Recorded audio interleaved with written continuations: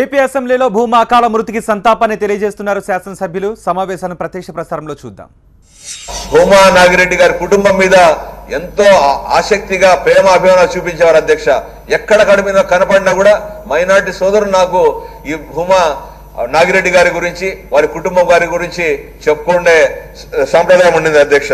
అదేవిధంగా అధ్యక్ష మొన్నటి చూస్తే గౌరవ ముఖ్యమంత్రి నారా చంద్రబాబు నాయుడు గారు దగ్గరికి వెళ్ళి నా నియోజకవర్గంలో 4000 మందికి పెన్షన్లు ఇవ్వాలని చెప్పి ఆయన ముఖ్యమంత్రి గారు వచ్చి మాట్లాడి ముఖ్యమంత్రి గారి తక్షణము 4000 పెన్షన్లు ఇస్తే 4000 మందికి కూడా పెన్షన్లు ఇచ్చి భోజనాలు పెట్టి వారికి పెన్షన్ ఇచ్చే మహత్తరమైన కార్యక్రమం చేపట్టారు అధ్యక్ష.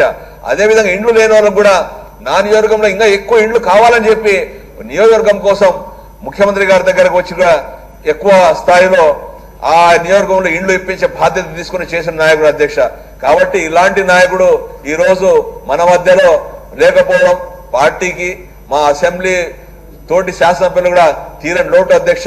ఆ కుటుంబాన్ని అన్ని విధాలుగా దేవుడు ధైర్య సాహసాలు ఇచ్చి ఆ కుటుంబాన్ని ఆదుకోవాలని చెప్పి అదేవిధంగా మరొకసారి భూమా నాగిరెడ్డి గారికి మా యొక్క తీవ్ర సంతాపాన్ని తెలియజేసుకుంటూ ఈ అవకాశం ఇచ్చిన మీ అందరికీ కూడా ధన్యవాదాలు సెలవు తీసుకున్న అధ్యక్ష. మోదుగులు వేణుగోపాల్ రెడ్డి గారు.